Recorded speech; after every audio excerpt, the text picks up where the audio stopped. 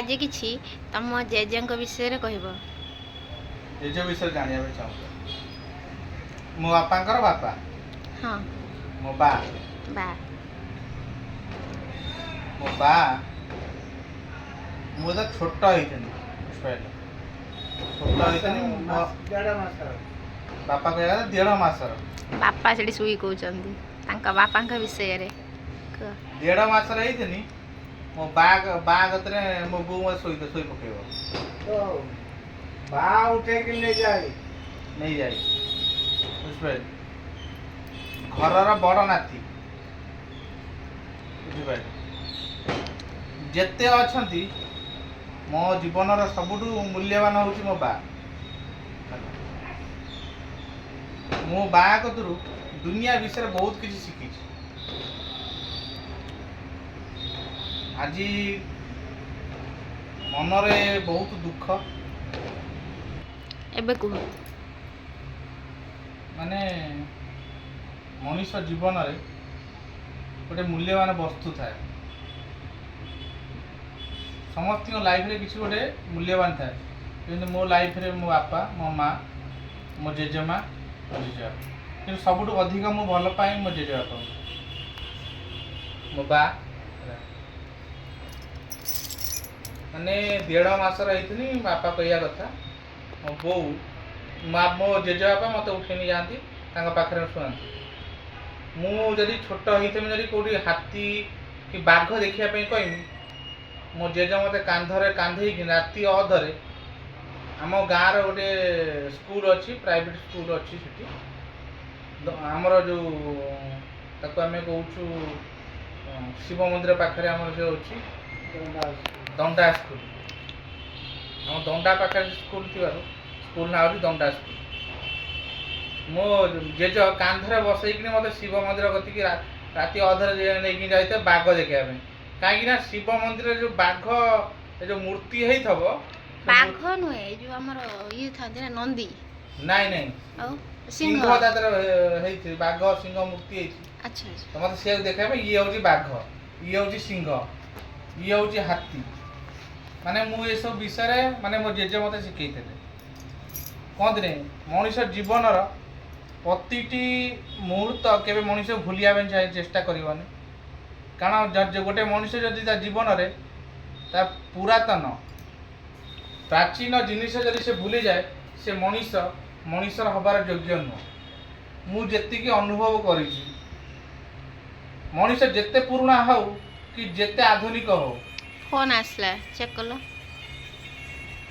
ମଣିଷ ଯେତେ ପୁରୁଣା ହଉ, ସେ ଯେତେ ଆଧୁନିକ ହଉ, ସେ ତା ନିଜର ମାତୃଭୂମି ମାତୃଭାଷା କେବେ ଭୁଲିବା ସମ୍ଭବ ନୁହେଁ।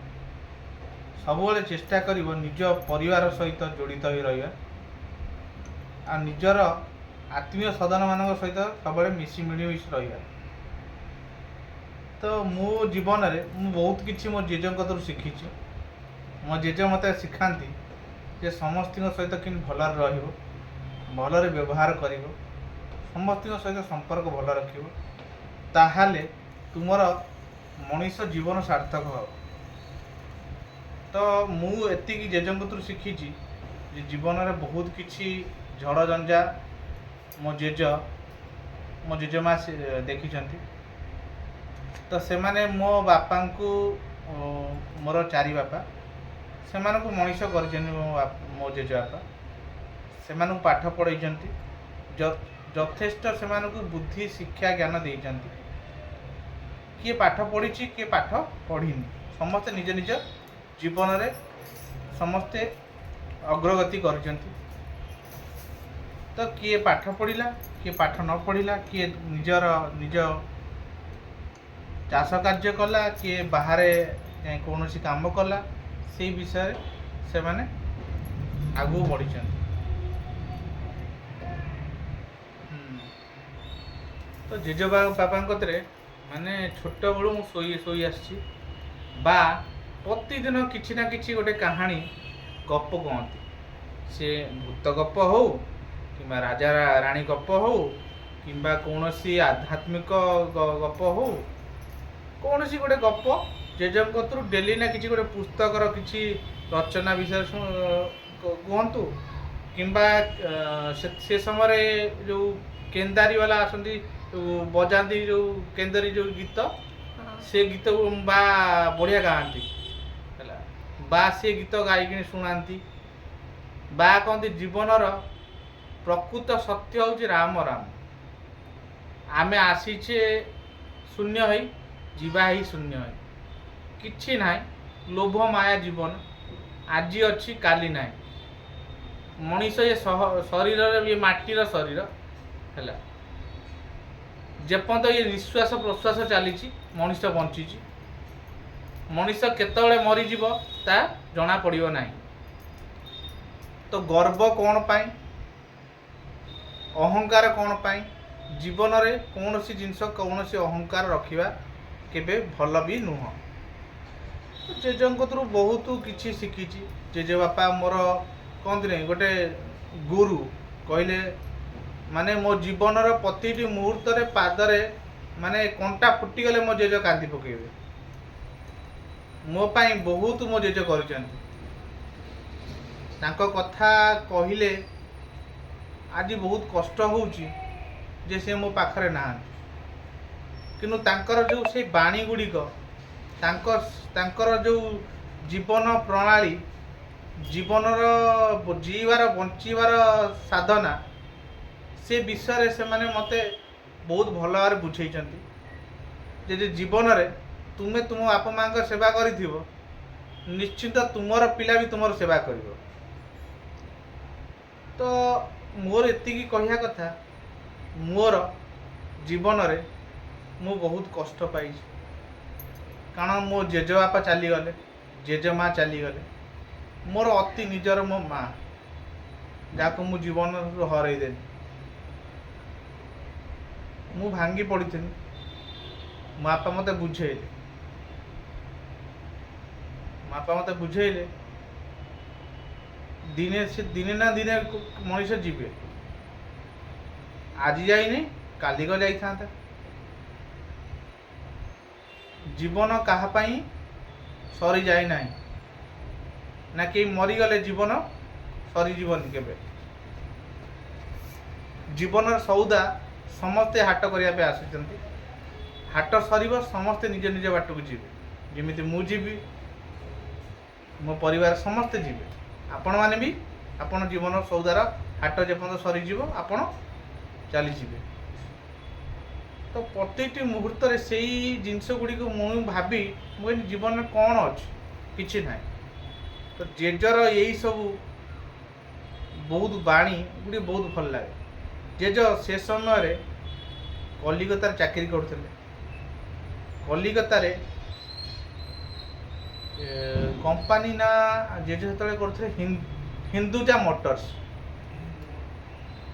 ମୋଟର୍ସରେ କାମ କରୁଥିଲେ। ସେ ସମୟରେ ଥିଲେ ଦମଦମ ଏୟାରପୋର୍ଟ ପାଖରେ ସେଠି କାମ କରୁଥିଲେ ମୋ ଜେଜ। ସେ ସମୟରେ ସେ କେତେ ପଇସା ପାଉଥିଲେ ମୁଁ ଜାଣିନି କିନ୍ତୁ ଭଲ ପଇସା ପାଉଥିଲେ। ହିନ୍ଦୁ ମୋଟରରେ କାମ କରୁଥିଲେ। କ'ଣ ପୋଷ୍ଟ ଥିଲା ମୁଁ ସେସବୁ ପୋଷ୍ଟ କଥା ମୁଁ ଜାଣିନି କିନ୍ତୁ ଭଲ ପଇସା କମାଉଥିଲେ ଜେଜ। ଯେତେ କଲିକତାରେ ଆସୁଥିଲେ ମୋ ମାଆକୁ ଜେଜେମାଆକୁ ଆଣିକି ପଇସା ଦେଉଥିଲେ। ମୋ ଜେଜେମାଆର ଗୋଟେ କାଠ ବାକ୍ସ ଏତିକି ଗୁଡ଼ା ଥିଲା। ଏତେ ବଡ଼ କାଠ ବାକ୍ସ ଥିଲା।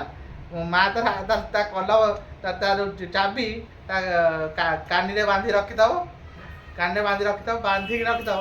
ତା ବା ଯାହା ଆଣିଲେ ପଇସା ଆଣିଲେ ଯାହା ବି ଆଣିଲେ ତା ସେ ସୁନ୍ଦର ଖୋଲିବ ତା ଦେହରେ ରଖିଦେବ ଜେଜେମା। ମୋ ଜେଜେମା ତାର ଗୋଟେ ଭାରି ଅଭ୍ୟାସ ଅଛି ଯେକୌଣସି ଯେତେ ବୋହୂ ଆସିଛନ୍ତି ମୁଁ ଜାଣିନି ଆଜିକାଲି ବୋହୂ ତ ପତା ନାହିଁ କ'ଣ ଅଛନ୍ତି। ସେ ସମୟରେ ମୋ ବୋଉ ବଡ଼ ବୋଉ ମଝିଆ ବୋଉ ସାନ ବୋଉ ଏମାନଙ୍କୁ ଯଦି ଏମାନେ ଗାଧେଇକି ଯଦି ଖାଇବା ପାଇଁ ନ କରିବେ ଖାଇବନି। କିନ୍ତୁ ମୋ ଯେଉଁ ଝିଅ ବୋଉ ଆଉ ମୋ ବୋଉ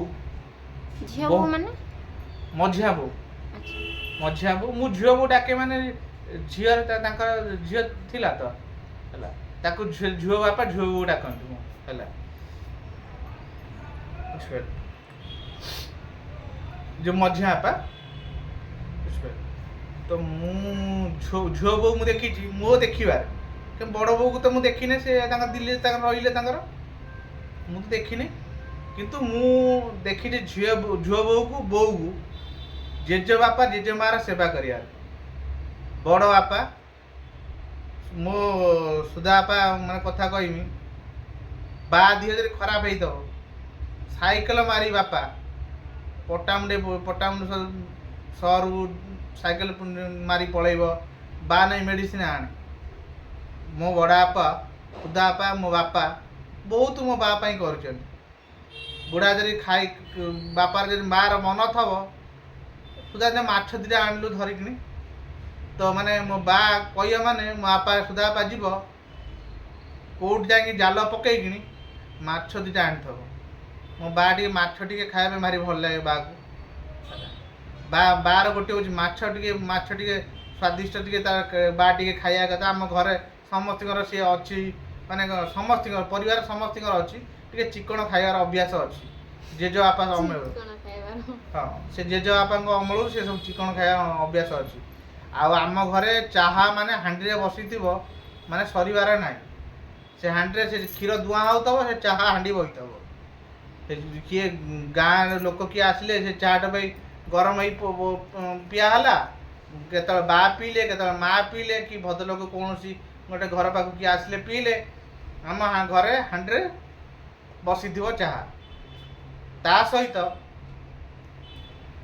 बार आ गोटे जिनस अच्छी मो बा माने चाहा पीवा सहित माछ मांस तो बार टे प्रिय खाई सारे मो बार गोटे आ जिनस अच्छी ताश खेल मो बा ताश खेलिया पान दिखण भांगीदेव पान दिखण मो माँ कह भांगीदेव जेजेमा को पान दिखण भांगी पलैब ताश खेलिया ताश खेली आसव टिके मोतियारी पत्र टे दलिकी खाइब खाईदे बस आम सा कथा तो यही हूँ मो बार जीवनर कहानी मो बा आम मान को मनीष कर मो आप को मनीष कर मो बड़ बापा को मनीष कर मो सान बापा को मनीष कर मो सभा बड़ बापा को भी से मनीष कर पुओ जेजे बापा को पचारे नहीं कि पुओ जेजे बापा को पचारे आजिकल दुनिया रे जो माने निज बापा माँ को पचारुचंदी कि पचारू ना से माने निश्चित जानी थे किंतु जदि आपण मानकु जदि मो बार कहानी टी जदि आपण मानकु भल लागुथिबो निश्चित बा शब्द लिखिकी गोटे कमेंट्स लिखिए जदि मो वीडियो टी भल लागुथिबो आपण मानकु मो मनर जदि प्रकृत सत्य कथा मुझे मो जीवन में कहूथी आपण को मन को छुँव ताले मते गोटे गोटे कमेंट करेंगे आपण जे आपण से गोटे कमेंट मो पाई बहुत मूल्यवान रहिबो कारण मु मो जीवन कहानी विषय रे मो बा विषय रे मु कहूँ जे माने आमको मनीष करने आमको त्यागर गोटे मूर्ति मो बार ना हूँ श्री विष्णुचरण माझी मो जेजेमा ना हूँ श्री उमा माझी से माने आमको बहुत मनीष कर से माने जीवनर प्रति मुहूर्त रे दुनिया को केमिति बंचिबार बंचिबार शैली से माने बतैचंती आजिकल मु देखुची जो माने निज बाप माँ को अनाथ आश्रम रे बा वृद्धाश्रम रे छाड़ी दौरान जो पुओ बोहू माने से पुओ बोहू माने दिने भाविया कथा काली तुमे भी बापा माँ हब तुमर भी परिवार हब तुमर पुत्र जदि से व्यवहार तुम सहित कर तुम्हें कौन भाव कौन लगे तुम मान जदि ये तुम्हें सत मनीष थी तुम मनर भितर तुम बापा माँ प्रति से भल पाइबा थी तो निश्चित भी कथा को थरे भाव चिंता कर जे मनीषर किछि कथा जदि भल थी मुझे किसी भूल कहूथी मु गरीब हो पारे किसी भी हो पारे मु किंतु एतिकी मो बापा माँ प्रति मोर से भल पाइबा यथेष्ट अच्छे मोर आउ किसी कहबार नहीं। मो स्त्री आज मते कहले टिके जेजेबापा विषय कह। मो जेजेबापा मो पाई बहुत किछि करजंती। मु नाती तो नथिली तांको पाई थिनी गोटे कौन कहल गोटे कने सुनार मूर्तिर गोटे कंढे जे सब मते सजई रखुले। जेज आज ये ना जेज आज ये खाइमी जेज आकु आकु खाइमी। मो बाप को दिन मते मना करना ना मो माँ को दिन मना करनी ना मो जेजेबापा मना करना। रहुची आपण मानू जदि मो वीडियो भल लगी निश्चिंत गोटे लाइक गोटे शेयर करेंगे कमेंट रे बाटे लिखिए। जय जगन्नाथ।